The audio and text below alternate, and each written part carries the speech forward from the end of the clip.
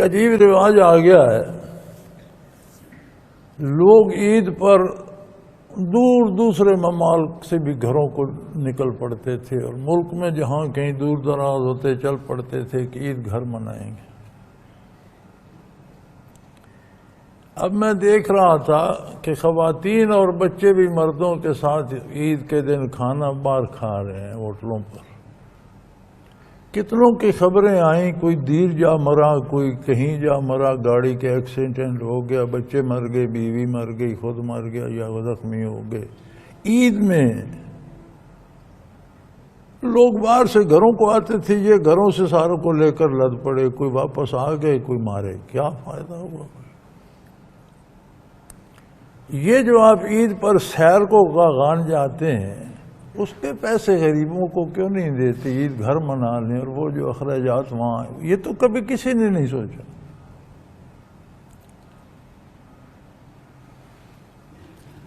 لاہور کے جو نرخ ہیں صرف عورتوں کے لباس کے، ایک کرتا، اس میں سلوار بھی نہیں ہے، دوپٹہ بھی نہیں ہے، صرف ایک کرتا 2.5 لاکھ کا بک رہا۔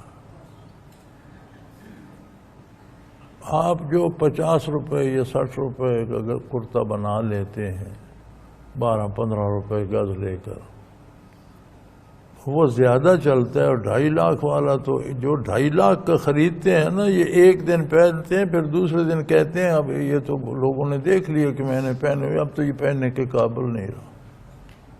وہ 2.5 لاکھ غریبوں کو کیوں نہیں دیتے؟ جتنے ہمارے غیر ضروری اخراجات ہیں صرف وہ غریبوں کو دے دو، صرف حج کے پیسے غریبوں کو دے دو، قربانی نہ کرو، یہ غریبوں کو دے دو۔ اوپر سے اللہ حکمرانوں کو بھی ہدایت دے، ہم تو دعا ہی کر سکتے ہیں۔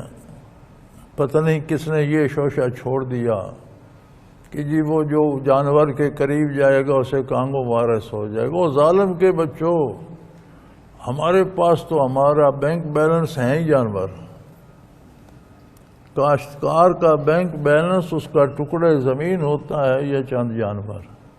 اب ہمارے پاس بھیڑیں بھی ہیں، بکریاں بھی ہیں، اونٹ بھی ہیں، بھینسیں ہیں، گائیں ہیں، گھوڑے ہیں، تو ہم کس جانور کو وہ دوائی لگائیں اور کہاں کہاں منہ پر پٹی باندھ کے دستانے پہن کے جائیں؟ ایک گھر میں تو نہیں ہے، ہر گھر میں ہے۔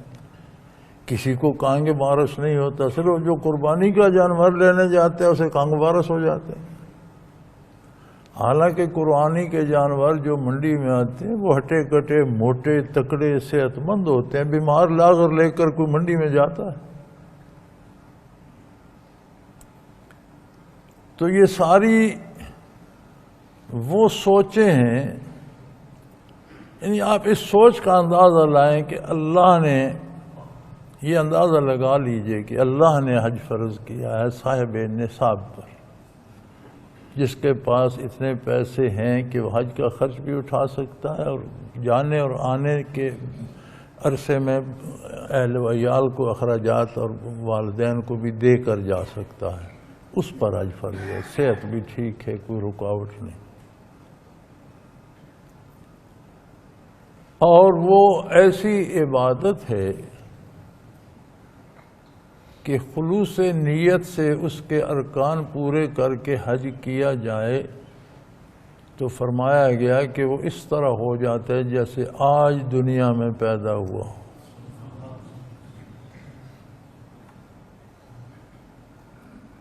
اسے بند کر دو، یعنی اللہ نے رسول صلی اللہ علیہ وسلم نے جو حکم دیا وہ نامناسب ہے۔ جو یہ آج کے روشن خیال سوچ رہے ہیں یہ موضوع ہے۔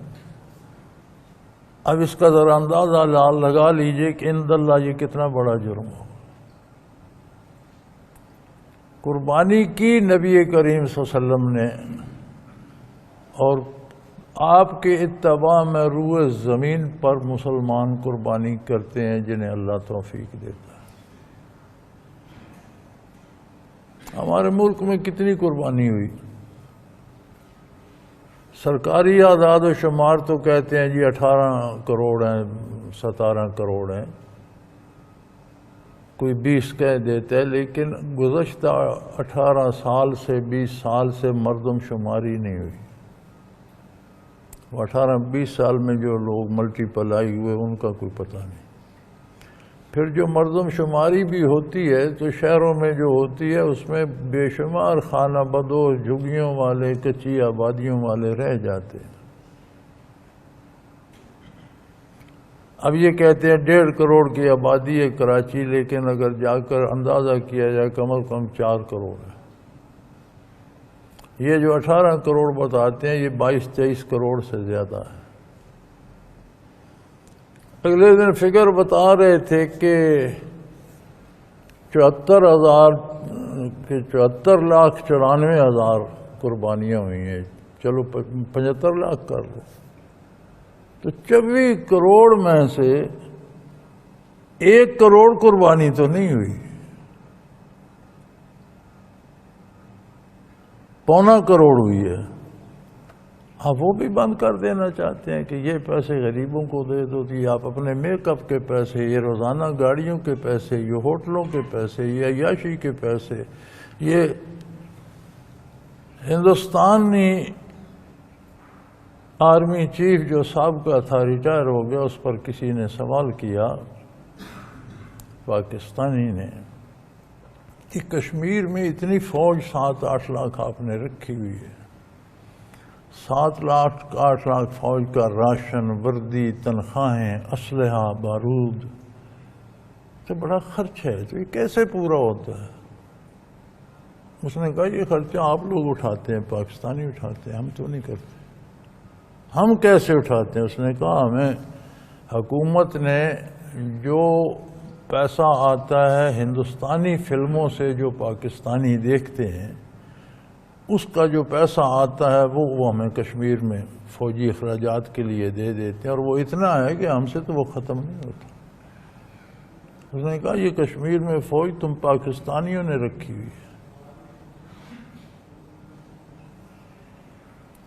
اور اب بھی کل پرسوں بتا رہے تھے کہ جی نئی فلموں کے لیے 8-10 دن پہلے کی ایڈوانس بکنگ ہو گئی ہے، سنیما کے ٹکٹ کی قیمت انہوں نے 2 گنا کر دیے، پھر بھی لوگ دھڑا دھڑ خرید رہے ہیں، مرد عورتیں قطاروں میں دھکے کھا رہے ہیں۔ تو وہاں غریب بھول جاتے ہیں، وہاں کیوں غریب یاد نہیں آتے؟